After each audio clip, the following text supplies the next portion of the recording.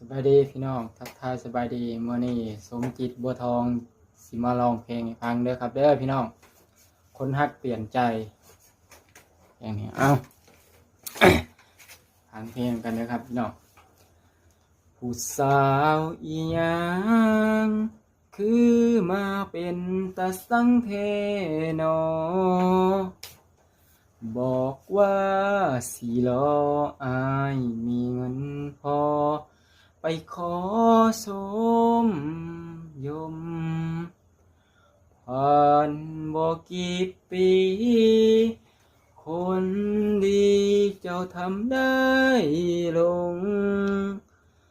ความฮักอายคงบ่มีค่า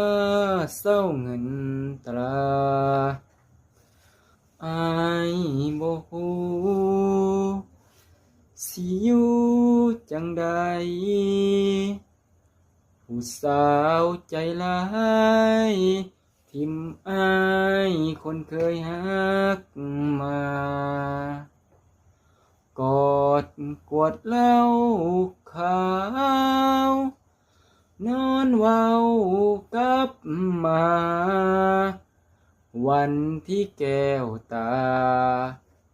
กับเขานั้นเข้า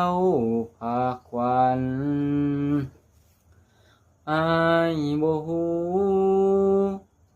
สิอยู่จังใดผู้สาวใจร้าย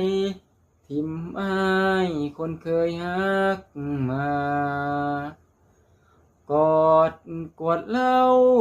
ขาว นอนเว้ากับหมา วันที่แก้วตา กับเขานั้นเข้าพาควัน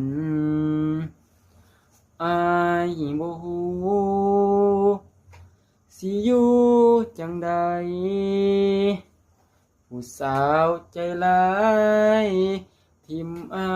ยคนเคยฮักมา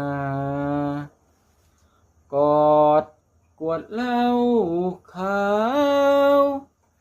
นอนเว้ากับหมา